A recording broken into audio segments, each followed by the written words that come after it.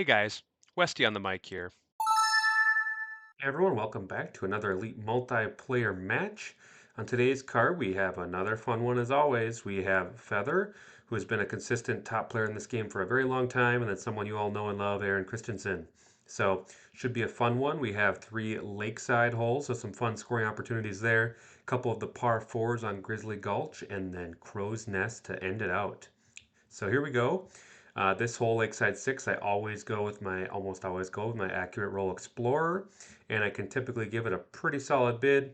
In this 3-wind, I accidentally left it a little bit left, and that's okay. Aaron was also pretty close.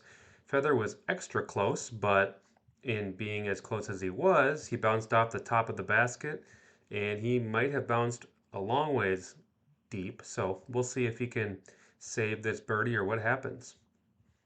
All right. Wow, what a save. Hard to tell exactly where he was based on those follow flights, but it seems like it was a very good birdie save from Feather. All right. Looks like we have Lakeside 9 coming up next. In this calm wind, I trust this play to the left more. I've kind of gone back and forth between which play I like. Sometimes in more adverse winds, I still prefer to go to the right and then just use a water skip on the approach.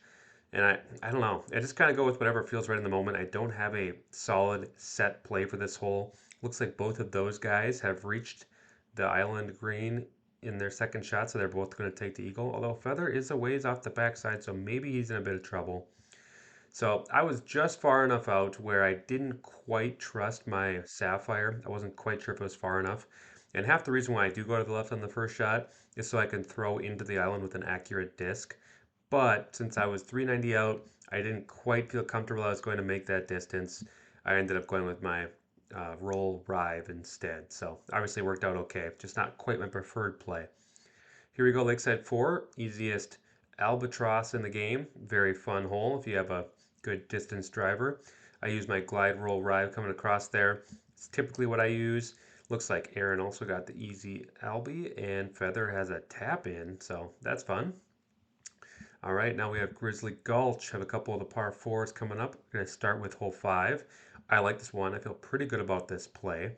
Have my light glide rive, put it right on that corner there, that second chevron at the log in front of the rock. It sounds funny, but if you check out that aim point, put a little bit of Anheuser on it, it's pretty money. I love that line, so I've used it a lot and it has been good to me. And we have a pretty easy eagle there, so that's fun. Looks like Aaron got some bad skips and he's down on the bottom side. If it's where his follow flight shows, it's a pretty tough spot. Really hard to make it from there. Oh, we actually bounced a ways, so further away from the basket, but that actually does help. Still a tricky throw in. He almost saves it, but leaves it just short. And wow, Feather must have really been stuck behind the tree. Guessing he had some kind of around the world putt option, but not much of a look. And just like that, I take a stroke lead on the card. Hole 5, we have Grizzly Gulch hole 6. This one, I almost always like to go the wide hyzer here, aiming in about that spot, and I just need to make sure I put enough hyzer on it. I left this one a little bit wide, but that spot will pretty much always bounce you safe. And yeah, not too bad there. Looks like Feather has a pretty easy route for his eagle. And Aaron, I think he got a little bit delayed here, so we'll wait for him. We'll see if we can watch his flight come in. Lots of different distractions can come up. On this hole, there really are a few different routes that can get you onto the putting green for a good eagle attempt. It just kind of comes down to what you prefer. I like to take the wide hyzer. Looks like Aaron's taking the same route as me, but he left it a little wider. And we'll see. The fall flights have been a little bit inaccurate here in this match. We'll see what he has left. It looks like he should be in the water, and he's trying to save it.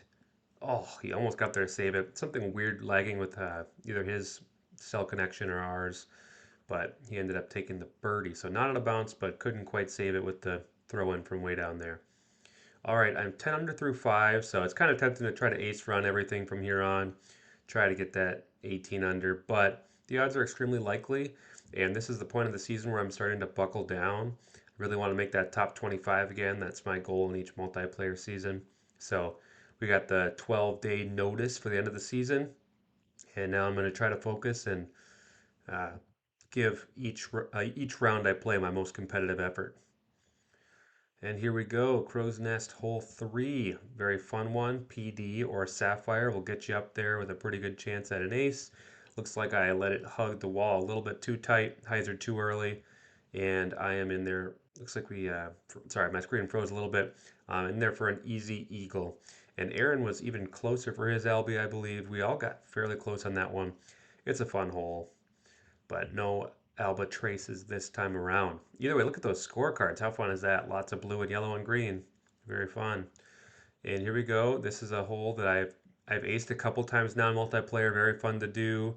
I went wider with my line, and I was hoping the wind would push me back, and the wind almost did push me back. Looks like Aaron almost had his too. I think we all might have given it a bid and all ended up, or maybe Feather laid his up, but regardless, we all came just short of that ace.